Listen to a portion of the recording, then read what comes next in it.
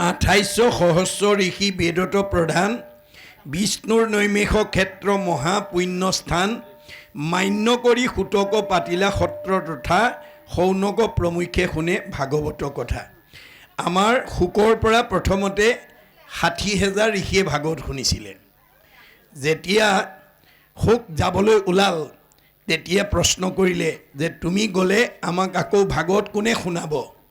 তেতিয়া তেওঁ সেই সময়লৈকে নিজ জাতি বুলি ঋষি সমাজৰ মাজত বহিবলৈ নিদি বহুত যোজন পিছত বহিবলৈ দিয়া সুতলৈ আঙুলিয়াই ক'লে যে এই সুতে তোমালোকক শুনাব। এই কথা শুনাৰ লগে লগে 32,000 নিজ জাতিৰ মুখেদি ভাগৱত নুশুনো বুলি গুচি গ'ল। বাকী 28,000 ঋষি থাকিলে। এই 28,000 ঋষিয়ে যেতিয়া কৃষ্ণ বৈকুণ্ঠ প্ৰায়ণ হ'ল হোৱাৰ লগে লগে পৃথিৱীলৈ কলি আহিল বুলি জানি তেওঁলোকে পূৰ্বৰ ত্ৰেতা যুগৰ যজ্ঞৰে সৈতে কলি পাপৰ পৰা নিজক মুক্ত কৰাৰ কাৰণে যত্ন কৰিলে। কৰি এদিন দুদিন নহয় হাজাৰ হাজাৰ বছৰ যজ্ঞ কৰি যজ্ঞৰ ধোঁৱাৰে ধোঁৱা বৰণীয়া হৈ গ'ল। ফল নাপাই তেওঁলোকে কি কৰিলে 2800 ঋষি বেদত প্ৰধান বিষ্ণুৰ নৈমেষ ক্ষেত্ৰ মহাপুণ্যস্থান মান্য কৰি সুতক পাতিলা সত্ৰ তথা সৌনক প্ৰমুখ্যে শুনে ভাগৱত কথা। তেতিয়া সেই নিজ জাতি বুলি কোৱা সুতক মাতি আনি গুৰু আসনত বহুৱাই সৌনকে আহ্বান জনালে কি বুলি? সৌনক বদতি শুনা সুত মহামানী পৰম পাতকী কলি পাইলে হেন জানি। যে হে সুত, আমি কৃষ্ণ বৈকুণ্ঠ প্ৰায়ণ হোৱাৰ লগে লগে পৃথিৱীলৈ কলি আহিল বুলি জানি আৰম্ভিলোঁ যজ্ঞ আশী সহস্ৰ বছৰ হোম ধূৰ্মে ধূৰ্মবৰ্ণ ভৈলে কলেবৰ। গতিকে আমি হাজাৰ হাজাৰ বছৰ যজ্ঞ আৰম্ভ কৰি যজ্ঞৰ ধোঁৱাৰে আমাৰ গাত ধোঁৱা বৰণীয়া হৈ গ'ল। কিন্তু যিটো কৰ্ম কৰোৱাতো নাহিকে বিশ্বাস আপোনাৰ আয়ুক কৰিলোঁ ব্যৰ্থে নাশ। যে যিটো কৰ্ম আমি কৰিলোঁ আমাৰ কোনো ফলৱৰ্তী নহ'লোঁ, আমাৰ আয়ুষে নষ্ট হ'ল। এতিয়া মনত ৰাখিব দেই, 28,000 বেদজ্ঞ শাস্ত্ৰজ্ঞ টিকালজ্ঞ ধ্যানত ভগৱানক সাক্ষাৎ কৰিব পৰা যোগ্য ঋষি সমস্তয়ো কলি যুগত যজ্ঞ কৰি বিফল হৈছে। আমি সফল হ'ম নেকি বাৰু? এই কথা আমি উপলব্ধি কৰিব লাগিব দেই। উপলব্ধিহে সংস্কাৰ আনে। ভাগৱতে কোনো জাতি জনগোষ্ঠী কোনো সমাজ অসমৰ ভাৰতৰ লোকক উদ্দেশ্যি কোৱা নাই। শংকৰদেৱে ব্যাসকৃত ভাগৱত অসমীয়ালৈ তৰ্জমা কৰি সমস্ত লোকে সহজতে বুজি পোৱাকৈ ইয়াক আমাক লিপিবদ্ধ কৰি থৈ গৈছে।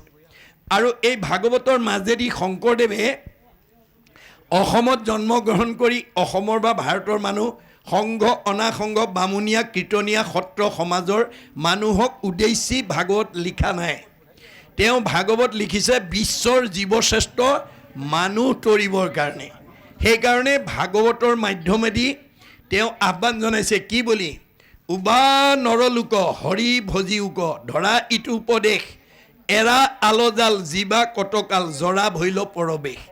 তেওঁ উবা অসমৰ মানুহ ভাৰতৰ মানুহ সংঘৰ মানুহ অনাসংঘ বামুণীয়া কীৰ্তনীয়া সত্ৰ সমাজৰ মানুহ বুলি আহ্বান কৰা নাই। বিশ্বৰ জীৱশ্ৰেষ্ঠ মানুহক ভাগৱতৰ যোগেদি আহ্বান জনাইছে। যিটো আহ্বানৰ ওপৰত মহাত্মা গান্ধীয়ে অধ্যয়ন কৰি মন্তব্য দি থৈ গৈছে কি বুলি? What Sankardev was alone able to do nowadays the whole army of the English knowing people cannot do. বিশ্বত এতিয়ালৈকে যিমানবিলাক গুৰু আৱিৰ্ভাৱ হ'ল শংকৰদেৱে বিশ্ব মানৱৰ কাৰণে যিমান অমূল্য অৱদান দি থৈ গ'ল পৃথিৱীৰ কোনো গুৰুৱে সিমান অৱদান দিব পৰা নাই। আৰু সেইজন অসম মাতৃৰ বুকুত আৱিৰ্ভাৱ হোৱাৰ কাৰণে মহামানৱ মহাত্মা গান্ধীয়ে অসমবাসীক ভূয়সী প্ৰশংসা কৰি থৈ গৈছে কি বুলি? Assamese indeed fortunate for Sankardev has 5 centuries back given to Assamese people an ideal which is also my ideal of Ram Rajya. যে অসমবাসী মানুহ সঁচাকৈ ভাগ্যৱান। মই যিটো ৰাম ৰাজ্য অসমত প্ৰতিষ্ঠা কৰিম বুলি মানস কৰি আহিছিলোঁ শংকৰদেৱে 500 বছৰৰ পূৰ্বতে সেই ৰামৰাজ্য অসমত প্ৰতিষ্ঠা কৰি থৈ গৈছে। অসমবাসী সঁচাকৈয়ে ভাগ্যৱান। কিন্তু আজি আমি অসমৰ মানুহে গুৰুজনাৰ দৰ্শন সঠিকভাৱে আজিৰ দৰে আলোচনা নকৰাৰ কাৰণে আমি একেখন গাঁৱতে ভাগ ভাগকৈ থাকিব লগা হৈছে। একেখন গাঁৱতে 2-3টা নামঘৰত আমি বাস কৰোঁ। এয়া আমাৰ কাৰণে দুৰ্ভাগ্য। শংকৰদেৱে কিন্তু সকলোতে এক জাতি কৰি থৈ গৈছিল। আপোনালোকে সকলোৱে জানে যে প্ৰাক শংকৰী যুগ যেতিয়া শংকৰদেৱ আৱিৰ্ভাৱ হোৱা নাছিল তেতিয়া অসমক অন্ধকাৰ যুগ বুলি কোৱা হৈছিল। অসমৰ মানুহে ধৰ্মৰ নামত মানুহ বলি দিবলৈ কুণ্ঠাবোধ কৰা নাছিল। তেনেকুৱা এটা সন্ধিক্ষণত শংকৰদেৱ আৱিৰ্ভাৱ হৈ অসমৰ চাৰিওফালে ঘূৰি চাই দেখিলে অসমত বিভিন্ন জাতি উপজাতি জাতি জনগোষ্ঠীৰ মানুহে বসবাস কৰি আছে। এই সকলোবিলাক ঈশ্বৰৰ অমৃতৰ সন্তান। এই আধ্যাত্মিক জ্ঞানটো যদি মই অসমবাসীক দি থৈ যাব নোৱাৰোঁ, ভৱিষ্যতে এওঁলোকে একতাৰ দোলেৰে বান্ধ খাব নোৱাৰিব, সমন্বয়ৰ সেতু বান্ধিব নোৱাৰিব। সেইকাৰণে অন্ধকাৰৰ পৰা অসমক পোহৰলৈ আনিবৰ কাৰণে তেওঁ প্ৰথমতে সমাজ সংস্কাৰৰ পথটোকে হাতত তুলি লৈছিল। কেনেকৈ লৈছিল? 2য় স্কন্ধ ভাগৱতত উল্লেখ কৰি থৈ গৈছে। কিৰাত কছাৰী খাচী গাৰো মিৰি যবন কংক গোৱাল ধুবাজে তোৰোক অসম মূলোক কুবাচ মেল চান্দাল আনু সব পাপী কৃষ্ণ সেৱ কৰ সংগত পবিত্ৰ হয় হৰিত একান্তে ভকতি কৰিয়া বৈকুণ্ঠে সুখে চলয়। আজিৰ অনুষ্ঠানটোলৈ ইয়াৰ সকলো লোকে আহি শুনিব পাৰে। আপোনালোকৰ নামঘৰলৈ ভাগৱত অনুষ্ঠানলৈ গাঁৱৰ সকলো জাতি জনগোষ্ঠীৰ লোক আহি পেলাই ঈশ্বৰৰ কথা শুনি বৈকুণ্ঠৰ পথ প্ৰশস্ত কৰে। ইয়াত কোনো বাধা নাই। সেইকাৰণে আমি সকলো যে এক ঈশ্বৰৰ অংশ জীৱ এই কথাটো বুজাবৰ কাৰণে শংকৰদেৱে সকলো জাতি জনগোষ্ঠীৰ পৰা ভকতসকলক সংস্কাৰ কৰি আনি চিনাকি কৰি থৈ গৈছিল। কি বুলি? হেৰা ভকতসকল, এয়া আজি মই তোমালোকৰ মাজলৈকে গাৰুৰ ভকত আনিছোঁ দেই। এওঁক আজিৰ পৰা তোমালোকে গাৰু বুলি ঘৃণা নকৰিবা। এওঁ ঈশ্বৰৰ অমৃতৰ সন্তান। এওঁক তোমালোকে আজিৰ পৰা গোবিন্দ আতৈ বুলিবা। সকলো জাতি জনগোষ্ঠীৰ পৰা ভগৱন্তৰ 1000টা নামৰ পৰা এটা নাম দি সংস্কাৰ কৰি আনি চিনাকি কৰি থৈ গৈছে। এয়া মই নগাৰ ভকত আনিছোঁ। এওঁক আজিৰ পৰা তোমালোকে নগা বুলি ঘৃণা নকৰিবা। এওঁক আজিৰ পৰা নৰোত্তম আতৈ বুলিবা। এয়া মই যৱনৰ ভকত আনিছোঁ। এওঁক আজিৰ পৰা তোমালোকে জয় হৰি আতৈ বুলিবা। এয়া মই কাৰ্বিৰ ভকত আনিছোঁ। এওঁক আজিৰ পৰা তোমালোকে ভোলাই আতৈ বুলিবা। এয়া মই জয়ন্তীয়াৰ ভকত আনিছোঁ। এওঁক আজিৰ পৰা তোমালোকে মাধৱ আতৈ বুলিবা। এয়া মই হীৰাৰ ভকত আনিছোঁ। এওঁক আজিৰ পৰা তোমালোকে মথুৰা দাস আতৈ বুলিবা। এয়া মই আহোমৰ ভকত আনিছোঁ। এওঁক আজিৰ পৰা তোমালোকে নৰহৰি আতৈ বুলিবা। এয়া মই কছাৰীৰ ভকত আনিছোঁ। এওঁক আজিৰ পৰা বলাই ৰমাই বুলিবা। এয়া মই মিচিঙৰ ভকত আনিছোঁ। এওঁক আজিৰ পৰা তোমালোকে পৰমানন্দ আতৈ বুলিবা। এয়া মই দেউৰীৰ ভকত আনিছোঁ। এওঁক আজিৰ পৰা তোমালোকে বৈকুণ্ঠ আতৈ বুলিবা। এয়া মই কৈবৰ্তৰ ভকত আনিছোঁ। এওঁক আজিৰ পৰা তোমালোকে পূৰ্ণানন্দ আতৈ বুলিবা। এয়া মই বনিয়াৰ ভকত আনিছোঁ। এওঁক আজিৰ পৰা তোমালোকে হৰিদাস আতৈ বুলিবা। এয়া মই কোচৰ ভকত আনিছোঁ। এওঁক আজিৰ পৰা তোমালোকে মুৰাৰী আতৈ বুলিবা। এয়া মই কলিতাৰ ভকত আনিছোঁ। এওঁক আজিৰ পৰা তোমালোকে গোপাল আতৈ বুলিবা। এয়া মই ভুটীয়াৰ ভকত আনিছোঁ। এওঁক আজিৰ পৰা তোমালোকে দামোদৰ আতৈ বুলিবা। এয়া মই নাপিতৰ ভকত আনিছোঁ। এওঁক আজিৰ পৰা তোমালোকে নাৰায়ণ ঠাকুৰ আতা বুলিবা। এয়া মই তিৱাৰ ভকত আনিছোঁ।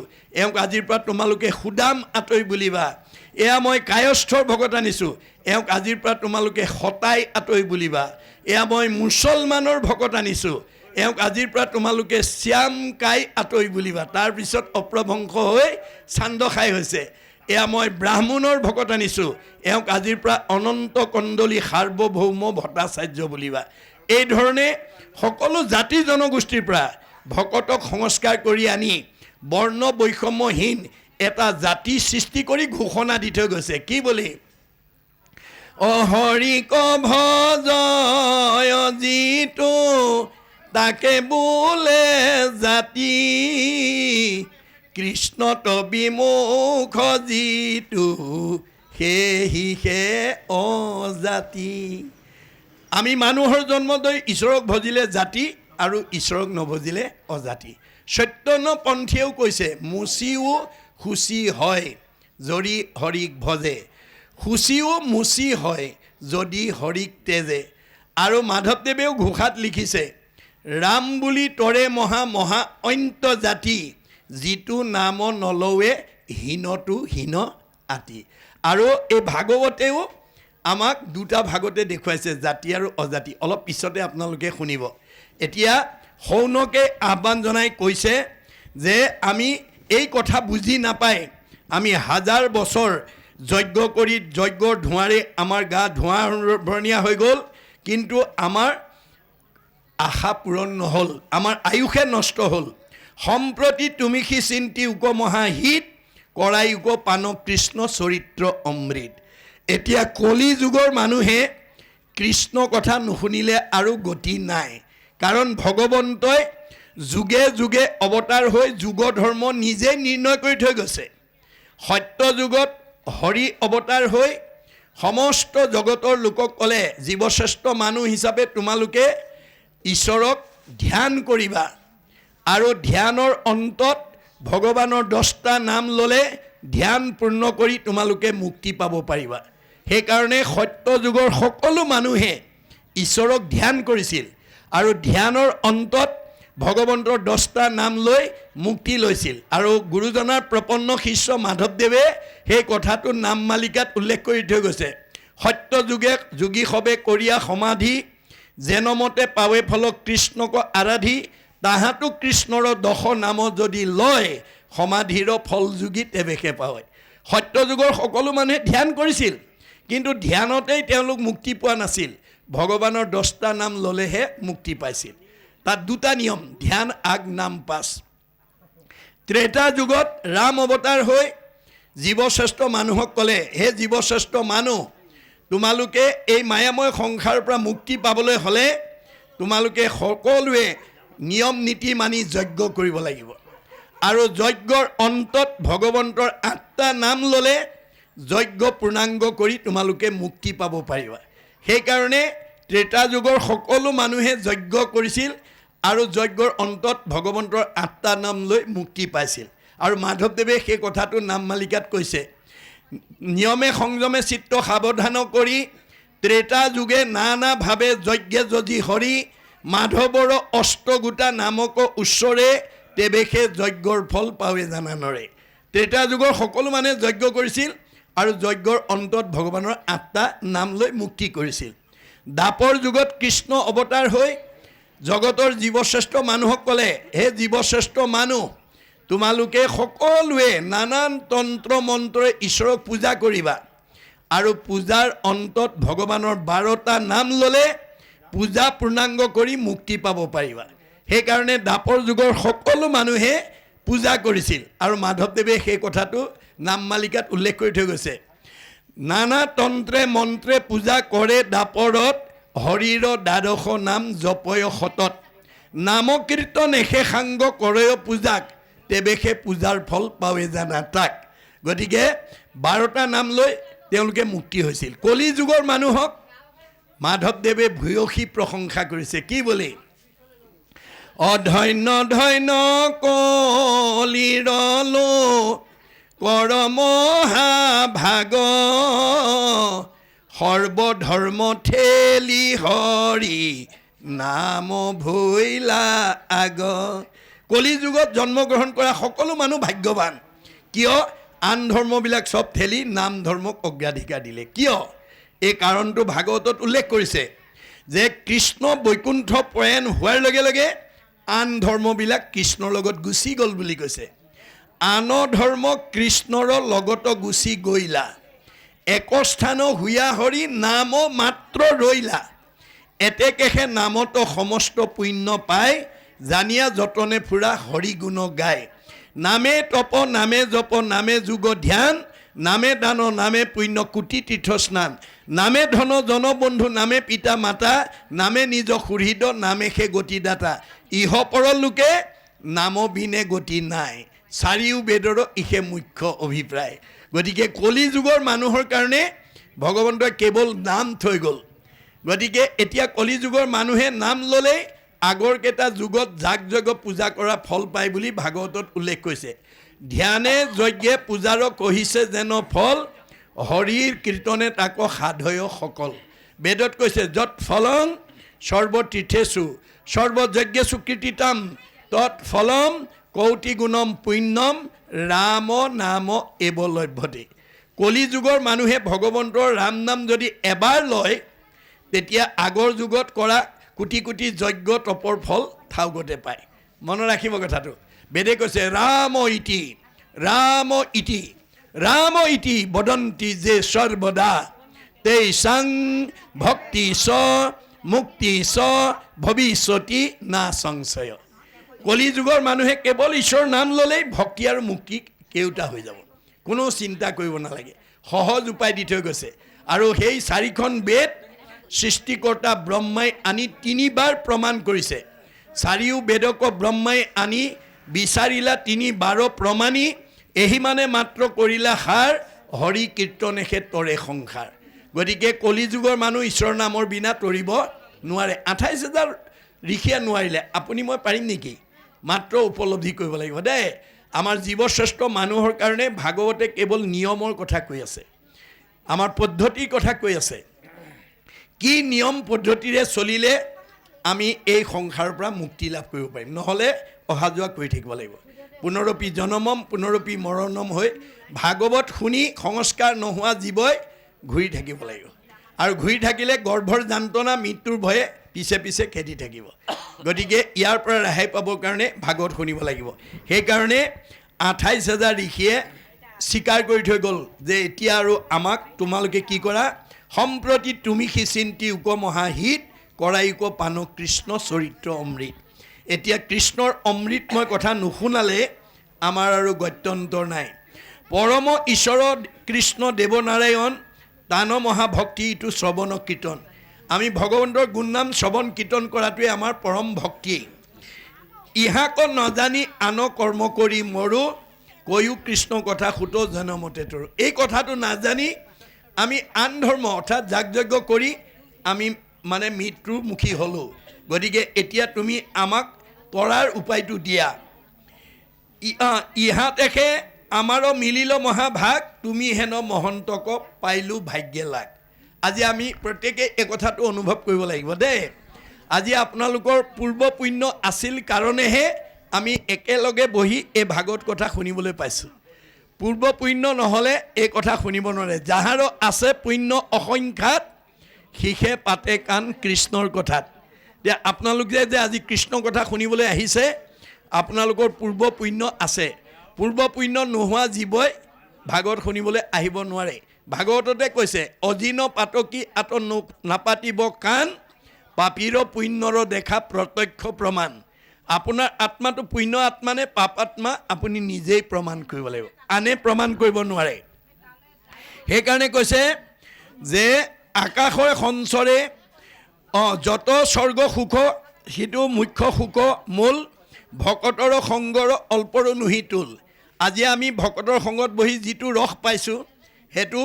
মানে বৈকুণ্ঠ বা স্বৰ্গত নাপায় সেইকাৰণে স্বৰ্গৰ দেৱতাসকলেও মৰ্ত্যত মানুহৰ জন্ম পাবৰ কাৰণে বাঞ্ছা কৰি থাকে বুলি বেদত কৈছে কি বুলি অতুহি দেৱা ইচ্ছন্তি জন্ম ভাৰত ভূতলে এই পৃথিৱীত যদি আমি মানুহৰ জন্ম পাওঁ আমি একেলগে এনেকৈ ঈশ্বৰত ভক্তি কৰি মুক্তি পাব পাৰে স্বৰ্গত ভোগবাদ বস্তুবাদ আছে ভক্তিবাদ নাই সেইকাৰণে ভক্তি কেৱল মানুহৰ বাদে আনে কৰিব নোৱাৰে গতিকে ভক্তি কৰি আমাৰ জীৱই মুক্তি পাব পাৰে স্বৰ্গত ভোগবাদ আছে কিন্তু ভক্তিবাদটো নাই সেইকাৰণে দেৱতাসকলেও আমাৰ এই পৃথিৱীত মানুহৰ জন্ম ল'বৰ কাৰণে বাঞ্ছা কৰে আৰু আমাৰ বিশেষকৈ ভাৰতবৰ্ষত জন্মগ্ৰহণ কৰা মানুহবিলাক 4 ধন্যৰ পাত্ৰ বুলি গুৰুজনে উল্লেখ কৰি থৈ গৈছে ধন্য ধন্য কলিকাল ধন্য নৰ তনুভাল ধন্য ধন্য ভাৰত বৰিষে,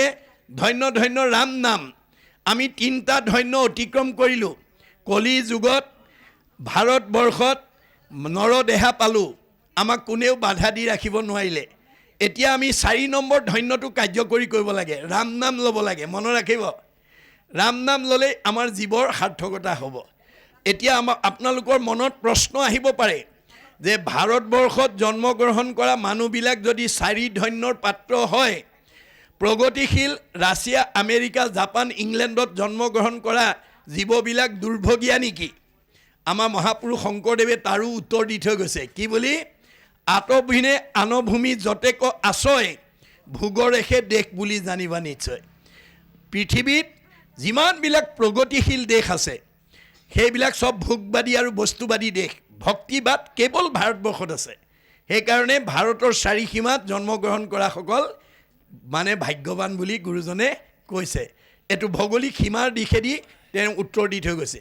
আৰু যদি বহুত বহল দৃষ্টিৰে চায় তেতিয়াহ'লে আমাৰ জম্বুদ্বীপেই গোটেই পৃথিৱী। এই জম্বুদ্বীপৰ পৰাই পৃথিৱীৰ বিভিন্ন দেশ সৃষ্টি হৈছে, ৰাষ্ট্ৰ সৃষ্টি হৈছে।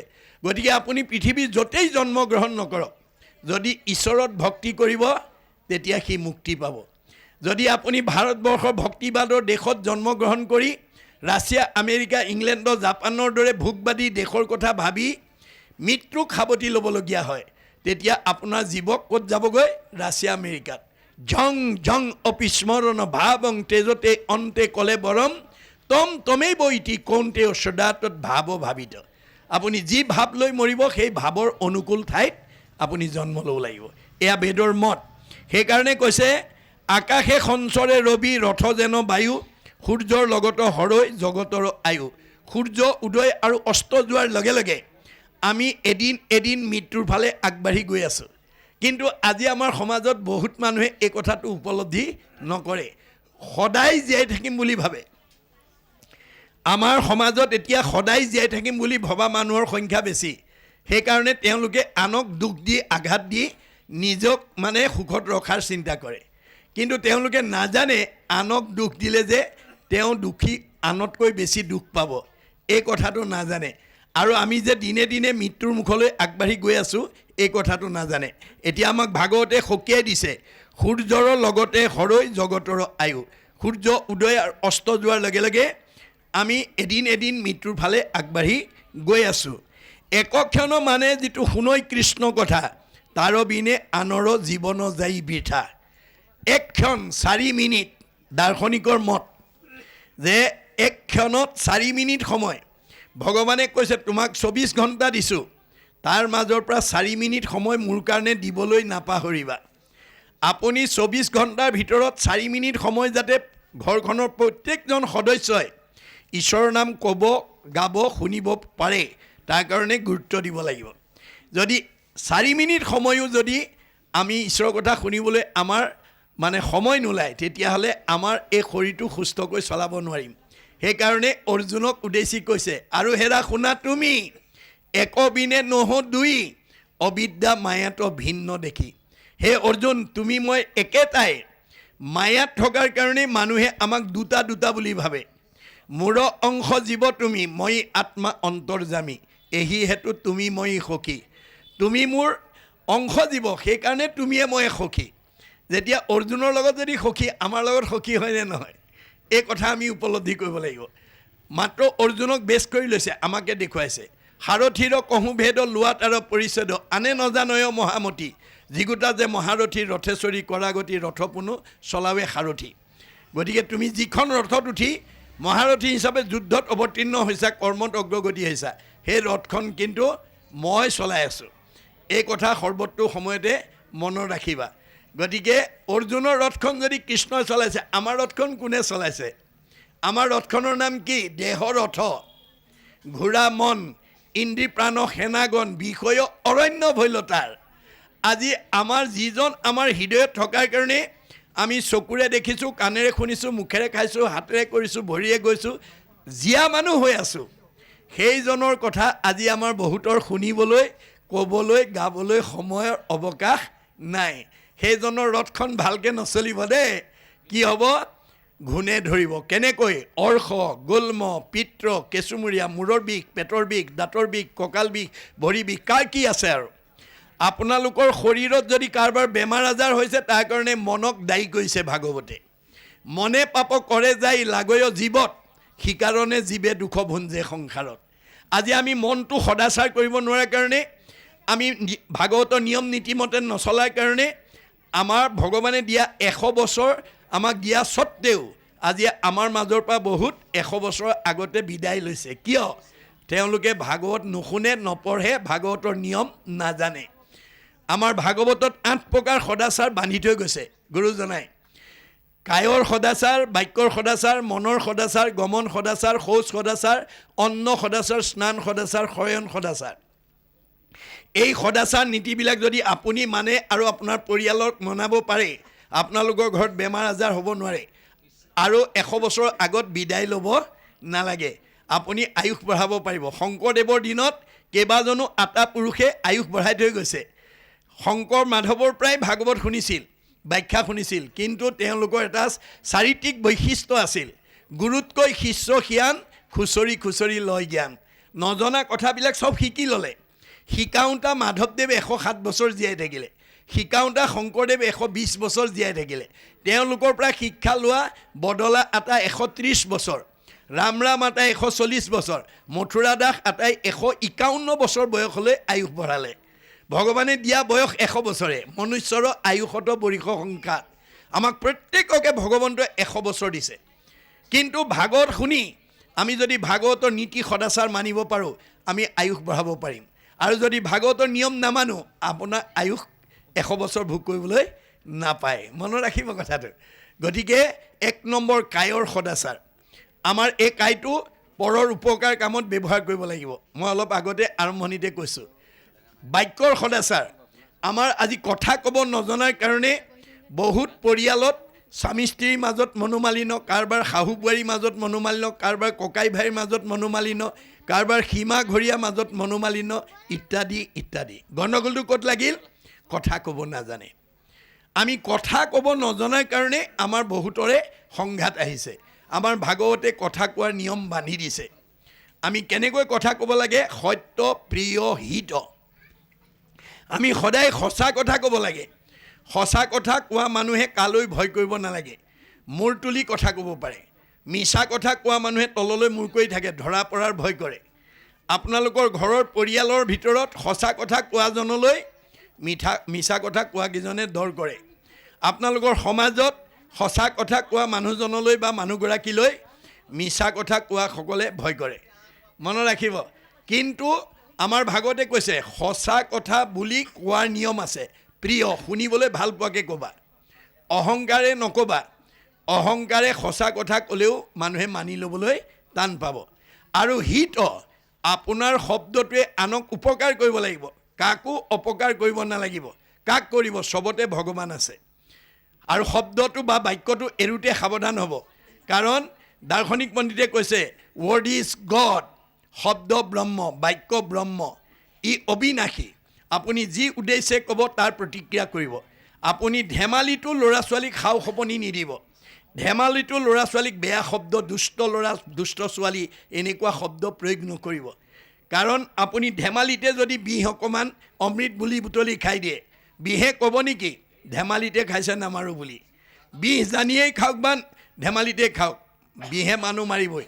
ঈশ্বৰৰ কথা জানিয়ে কওক বা নাজানিয়ে কওক ক্ৰিয়া কৰিবই জানিবা নাজানি কৰে নামৰ কীৰ্তন তথাপিতো পাপদহী নামে কৰে চন সেইকাৰণে আমি শব্দটো এৰোতে বাক্যটো এৰোতে আনৰ অন্তৰত যাতে আঘাত দিব লগা নহয় তাৰ কাৰণে গুৰুত্ব দিব লাগিব মনৰ সদাচাৰ দয়া প্ৰেম কৰুণা থাকিব লাগিব ইজনৰ প্ৰতি সিজনৰ মৰম চেনেহ থাকিব লাগিব তাৰপিছত গমন সদাচাৰ আমাক ভৰিকেইখন ভগৱানে যাবলৈ দিছে বুলি অগম্যা গমন কৰিলে নহ'ব গুৰুজনাই সমস্ত জীৱশ্ৰেষ্ঠ মানুহৰ কাৰণে নিয়ম বান্ধি থৈ গৈছে ভাগৱতত আমাৰ ভৰিকেইখন ক'লৈ যাব লাগিব ক'লৈ যাব নালাগিব এই কথা আমাক বান্ধি থৈ গৈছে যে আমি প্ৰথম কলি থকা ঠাইলৈ যাব নালাগিব কলি ক'ত থাকে পৰীক্ষিত ৰজাই কলিক মানে নিগ্ৰহ কৰোঁতে প্ৰধানকৈ 4টা ঠাই দিছিলে নিৰ্পতি বুলন্ত কলি টুক দিলো স্থান জৈত খেলে জুৱা পাশা কৰে মদ্যপান স্ত্ৰী পঞ্চ সোণা গৃহস্থৰ থাকে জৈত এই চাৰি স্থান দিলোঁ বঞ্চ গৈ আতৈত এই চাৰিটা ঠাইত কলি থাকে দেই মদ ভাং খোৱা জুৱা পাশা খেলা পৰস্ত্ৰী আসক্ত হিংসা ধৰ্ম এইবিলাক ঠাইৰ পৰা আমি ল'ৰা ছোৱালীক অঁতৰাই আনিব লাগিব আপুনি মদ ভাং ড্ৰাগছ খাব পাৰিব আয়ুসটো আগতে গুচি যাব মদ নিচাযুক্ত বস্তুৱে আমাৰ শৰীৰটো অৱক্ষয় আনে আমাৰ আয়ুস কমাই দিয়ে সেইকাৰণে আমি তেনেকুৱা ঠাইৰ পৰা ল'ৰা ছোৱালী বা আমি নিজে আঁতৰি থাকিব লাগে 2 নম্বৰ আকৌ 4 বেৰ মাৰি দিছে অন্য দেৱী দেও নকৰিবা সেও এখন বেৰ গৃহু নপখিবা তাৰ 2খন বেৰ মূৰ্তিকো নাচাইবা 3খন বেৰ প্ৰসাদো নাখাইবা 4খন বেৰ ভক্তি হ'ব বেবিচাৰ এইটো কোনো জাতি জনগোষ্ঠী সমাজৰ কাৰণে কোৱা নাই গোটেই জীৱশ্ৰেষ্ঠ মানুহৰ কাৰণে কৈছে আপুনি বাৰীত চাৰিওফালে বেৰা দি যদি শস্য কৰে কোনো জীৱ জন্তুৱে অনিষ্ট কৰিব নোৱাৰে যদি এখন বেৰ নিদিয়ে বা ভাগি যায় সেইফালে দিয়ে সোমাই অনিষ্ট কৰিব আমাৰ দেহত থকা জীৱটোক যদি আমি বেৰ ভাঙি যাওঁ ভক্তি বেবিচাৰ হ'ব তেতিয়া আয়ুস কমি যাব শৰীৰ অপকাৰ হ'ব মনত ৰাখিব কথাটো এই কথা কৈছে গতিকে সেইকাৰণে আমি সকলো সুখতকৈ আজিৰ সুখটো সৰ্বশ্ৰেষ্ঠ আৰু এক ক্ষণ মানে 4 মিনিট সময় যাতে আমি ঈশ্বৰৰ কথা শুনাৰ কাৰণে আমি যত্নপৰ হ'ব লাগিব নহ'লে আমি আহিল কণা গ'ল কণা খাগৰি কাটিল 3 কণা মানুহৰ জন্ম পাই যদি ঈশ্বৰৰ কথা নকয় আৰু নুশুনে মনুষ্যৰ জন্ম পাই হৰি নভজিলা অৱশ্যে হুইবা ভাই তীৰ্ণ তৰু শিলা আকৌ আমি তৰু তীৰ্ণ শিলালৈ গুচি যাব লাগিব তৰু তীৰ্ণ শিলাবিলাকে মানুহৰ জন্ম পাবৰ কাৰণে অহোৰাত্ৰ চেষ্টা কৰিছে বেদে কৈছে পৰোপকাৰায় ফলন্তি বৃক্ষা গছবিলাকে ফল দি আছে নিজে নাখায় জীৱ জন্তুক খুৱাইছে মানুহক খুৱাইছে কি লাগে মানুহৰ জন্ম লাগে পৰোপকাৰায় দুগ্ধন্তি গাব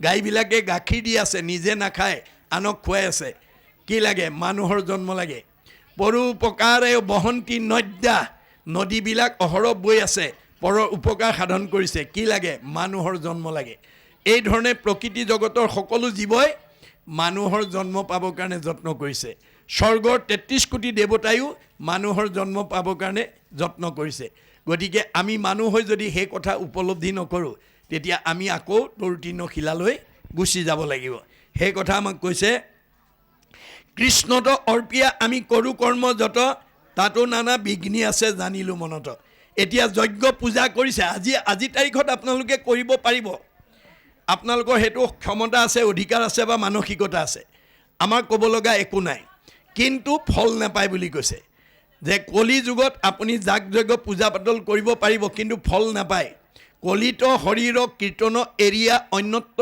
ধৰ্ম আচৰে মিছাতে কেৱল শ্ৰম মাত্ৰ কৰে একোৱে ফল নধৰে আমাৰ কষ্ট কৰা হ'ব ধন টকা পইচা খৰচ কৰা হ'ব ফল আমি নাপাওঁ গতিকে এই কথাটো 28,000 ঋষিয়ে আমাক দেখুৱাই থৈ গৈছে গতিকে সেই কথা বুজি আমি যাতে বেদৰ মতে আমাৰ ভাগৱতৰ মতে ই সকলো জীৱশ্ৰেষ্ঠ মানুহৰ কাৰণে আমাক ভাগৱতে নিয়মৰ কথা কৈ আছে আমি এই ভাগৱতৰ নিয়ম মতে যদি চলোঁ উদ্ধাৰ হ'ম যদি নচলোঁ আমি নিজেই মানে অধোগতি যাম তাৰ কাৰণে শাস্ত্ৰ জগৰীয়া নহয় কোনো মাক বাপেকে ল'ৰা ছোৱালী বেয়া হোৱাটো নিবিচাৰে সকলো মাক বাপেকে ল'ৰা ছোৱালীক কয় উপায়ো বেয়া ল'ৰা ছোৱালীৰ লগত নুফুৰিবি বেয়া বস্তু নাখাবি ভালকৈ পঢ়া শুনা কৰিবি ভালকৈ থাকিবি কিন্তু ল'ৰা ছোৱালীয়ে যদি মাক বাপেকৰ ভাল উপদেশ নুশুনি বেয়া সংগত যায় বেয়া বস্তু খায় তাৰ কাৰণে মাক বাপেক জগৰীয়া নহয় ঠিক তেনেকৈ শাস্ত্ৰই আমাক ভাল উপদেশ দি আছে আমি যদি নামানো তাৰ কাৰণে শাস্ত্ৰ জগৰীয়া নহয় মাধৱদেৱে কৈছে শাস্ত্ৰ গুৰু সবে শিষ্যক কৃপাই শুদ্ধ উপদেশ দিব শিষ্য সবে শুদ্ধভাৱে নাচৰিলে তাৰা সবে কি কৰিব মাক বাপেকে ক'বহে পাৰে ল'ৰাটোতো বা ছোৱালীজনীক মাৰি পেলাব নোৱাৰে গতিকে তেওঁলোকে যদি মাক বাপেকৰ সৎ বুদ্ধি নমানে নিজেই নষ্ট হ'ব আমি শাস্ত্ৰই কোৱা কথাবোৰ যদি আমি নামানো আমি নিজেই নষ্ট হৈ যাম তাৰ কাৰণে শাস্ত্ৰক আমি জগৰীয়া কৰিলে নহ'ব সেই তথ্য আমাক দিছে তাৰপিছত কৈছে যে কৃষ্ণত অৰ্পিয়া আমি কৰোঁ কৰ্ম যত তাতো নানা বিঘ্নি আছে জানিলোঁ মনত কিয় বাৰু তাৰমানে অন্য ধৰ্মবিলাকত নিয়ম বান্ধি থোৱা আছে বৰ্ণাশ্ৰমৰ ধৰ্ম যত যাৰো যেন বিধি আছে তাৰেহে কেৱলে অধিকাৰ হৰি নাম কীৰ্তনত নাহিকে নিয়ম একো এতেকেহে ধৰ্ম মাজে সাৰ অন্য ধৰ্মবিলাকত নিয়ম বান্ধি থৈ থৈছে, স্থান কাল পাত্ৰ দ্ৰব্য মন্ত্ৰ, কিন্তু হৰিনাম ল'বলৈ কোনো নিয়ম বান্ধি দিয়া নাই। ল'ৰাই পাৰিব, ছোৱালীয়ে নোৱাৰে, বুঢ়াই পাৰিব, ডেকাই নোৱাৰে, দিনত পাৰিব, ৰাতি নোৱাৰে, পুৱা পাৰিব, গধূলা নোৱাৰে, কোনো নিয়ম বান্ধি দিয়া নাই। আমি সকলো সময়তে ডেকা বুঢ়া ল'ৰা ছোৱালী সকলোৱে ভাগৱত শুনিব পঢ়িব আমি পাৰোঁ, তাত কোনো বাধা নাই দেই। হৰিনামক কীৰ্তনত নাহিকে নিয়ম একো, এতেকেহে ধৰ্ম মাজে সাৰ। এই ভাগৱত শাস্ত্ৰ ডেকা বুঢ়া, মতা মানুহ মাইকী মানুহ, শৰণীয়া অশৰণীয়া, দাড়ি থকা দাড়ি নথকা সকলোৱে পঢ়িব পাৰে। মনত ৰাখিব কথাটো। আমাক গুৰুজনে কোনো বাধা দিয়া নাই, অধ্যয়নত বাধা নাই দেই, কিন্তু আনুষ্ঠানিকতাত নিয়ম থাকিব। এতিয়া আপোনালোকে দেখিছে অসমীয়াত মাষ্টাৰ ডিগ্ৰী লৈ পাছ কৰি অহা ল'ৰা ছোৱালীয়ে ইউনিভাৰ্চিটিত টেবুলৰ ওপৰতে গীতা ভাগৱত দশম কীৰ্তন ঘোষা ৰত্নাৱলী পঢ়ি অসমীয়াত মাষ্টাৰ ডিগ্ৰী লৈ আহিছে। অধ্যয়নত বাধা নাই, আপোনালোক সকলোৱে অধ্যয়ন কৰিব পাৰে, কিন্তু নীতি নিয়ম কেৱল আনুষ্ঠানিকতাত থাকিব। গতিকে আমি প্ৰত্যেক ল'ৰা ছোৱালীয়ে যদি প্ৰথম স্কন্ধৰ পৰা দ্বাদশ স্কন্ধ ভাগৱত যদি কিতাপ পঢ়া দিও পঢ়ি যায় তেতিয়াও উদ্ধাৰ হৈ যাব। মনত ৰাখিব কথাটো। ইয়াৰ কোনো অৰ্থ জানিব নালাগে, কোনো সুৰ জানিব নালাগে, মাত্ৰ স্পষ্ট পঢ়ি যাওক, তেতিয়াও গতি পাব। আৰু যেতিয়া পঢ়িব তেতিয়া এনেও সুৰ সঞ্চাৰ আপোনা আপুনি ভগৱন্তই কৃপা কৰিব। মনত ৰাখিব কথাটো। আপোনা আপুনি আহিব, মাত্ৰ আমি অধ্যয়ন কৰিব লাগিব, এই কথাটোত গুৰুত্ব দিব লাগিব দেই। গতিকে আমাৰ অন্যবিলাক ধৰ্মত নিয়ম বান্ধি থৈছে, যাৰ কাৰণে বৈদিক যুগত ঋষিমুনিসকলেও মানে যজ্ঞ কৰি বিফল হৈছে। আপোনালোকে জানে স্বৰ্গৰ ইন্দ্ৰৰ অভিমানত অসন্তুষ্ট হৈ এদিন দেৱতাৰ গুৰু বৃহস্পতি গুচি গৈছিল, ৰাজ্য এৰি গুচি গৈছিল, যাৰ কাৰণে স্বৰ্গত বিমংগল হৈছিল। ইন্দ্ৰই গৈ ব্ৰহ্মাৰ ওচৰত উপায় বিচাৰিলে যে গুৰুদেৱ তুমি মোক উপায় এটা দিয়া, কাৰণ এতিয়া আমাৰ বৃহস্পতি গুৰু স্বৰ্গ এৰি গুচি গৈছে, ফলত আমাৰ স্বৰ্গত অথন্তৰ হৈছে, তুমি উপায় এটা দিয়া। তেতিয়া ব্ৰহ্মাই ক'লে তেওঁ সন্তুষ্ট হৈ ঘূৰি নহা পৰ্যন্ত তোমালোকে তস্তা ঋষিৰ পুত্ৰ বিশ্বৰূপক নি গুৰু মানি ৰাজ্য চলাই থাকা। ইন্দ্ৰই ব্ৰহ্মাৰ পৰামৰ্শমতে তস্তা ঋষিক নি স্বৰ্গ চলাই আছে, কিন্তু তস্তা ঋষিৰ এটা চাৰিত্ৰিক বৈশিষ্ট্য আছিল, তেওঁৰ মাক আছিল অসুৰ, বাপেক আছিল ঋষি, যাৰ কাৰণে তেওঁ যজ্ঞৰ দ্ৰব্য সুবিধা পালে অসুৰকো দিয়ে দেৱতাকো দিয়ে। দুমুখীয়া নীতিৰে তেওঁ ৰাজ্য চলাই আছে। ইন্দ্ৰৰ চকুত ধৰা পৰিলে, ইন্দ্ৰ অসন্তুষ্ট হৈ বৰ্জ্য মাৰি তস্তা মানে বিশ্বৰূপৰ শিৰচ্ছেদ কৰিলে। পুতেকক শিৰচ্ছেদ কৰা দুখত তস্তা ঋষিয়ে লগে লগে যজ্ঞ আৰম্ভ কৰিলে। আৰম্ভ কৰি পুত্ৰবধি প্ৰতিশোধ ইন্দ্ৰৰ ওপৰত ল'বৰ কাৰণে তেওঁ আহুতি দি আছে আৰু মন্ত্ৰ উচ্চাৰণ কৰি আছে, ইন্দ্ৰ শত্ৰু নিধন হওক, ইন্দ্ৰ শত্ৰু নিধন হওক, মানে আহুতি দি আছে। পূৰ্ণাহুতি দিবৰ সময়ত খৰ মন্ত্ৰৰে উদাত্ত কণ্ঠৰে পূৰ্ণাহুতি দিওঁতে মন্ত্ৰ ভুল হৈ গ'ল। কি বুলি ক'লে? ইন্দ্ৰৰ শত্ৰু নিধন হওক। ষষ্ঠী বিভক্তি ৰ আখৰ এটা বাঢ়ি গ'ল, ৰ আখৰ এটা বাঢ়ি যোৱাৰ কাৰণে মন্ত্ৰ ভুল হৈ গ'ল। ইন্দ্ৰৰ শত্ৰু তেওঁ নিজেই, গতিকে তেওঁৰ যজ্ঞৰ পৰা উৎপত্তি হোৱা বিদ্যাসুৰে ইন্দ্ৰক মৰাৰ বিপৰীতে ইন্দ্ৰৰ হাতত মৃত্যু হ'ল। সেইকাৰণে আমাৰ গুৰুজনে কৈছে, কলিৰ লোকৰ মতি মলিন অপাৰ, আন একো ধৰ্মত নাহিকে অধিকাৰ। আমাৰ কলিৰ মানুহে এতিয়া আন ধৰ্ম কৰাৰ অধিকাৰ নাই, কাৰণ আমি দেৱভাষা মানে ঋষিমুনিসকলেই শুদ্ধকৈ উচ্চাৰণ কৰিব পৰা নাই, আমি ক'ত পাৰিম? সেইকাৰণে আমাক সহজ উপায় দিছে যে আমি সাধাৰণভাৱে প্ৰাঞ্জল ভাষাত তেওঁ আমাক ভাগৱত অনুবাদ কৰি থৈ গৈছে, আমি পঢ়ি পেলাই আমি নিয়মবিলাক মানিব লাগে, এইটোৱে আমাৰ মূল কথা। আৰু তেওঁলোকে ক'লে যে এতেকে পিয়ায়ো কৃষ্ণ চৰিত্ৰ অমৃত, শ্ৰৱণ মাত্ৰকে যেন সংকীৰ্ত কীট। ঈশ্বৰৰ কথা শুনাৰ লগে লগে আমাৰ জীৱন ধন্য হৈ যাব, জীৱন আমাৰ মুক্ত হৈ যাব। আৰু জাগ যুগ যজ্ঞ কৰি দুখ পাইলোঁ মাত্ৰ। 28,000 ঋষিয়ে স্বীকাৰ কৰি থৈ গৈছে যে কলি যুগত যজ্ঞ কৰি আমি দুখহে পালোঁ। আবে কহিওক ভাগৱত শাস্ত্ৰ। এতিয়া তোমালোকে আমাক ভাগৱত শাস্ত্ৰ নুশুনালে আৰু আমাৰ গত্যন্তৰ নাই।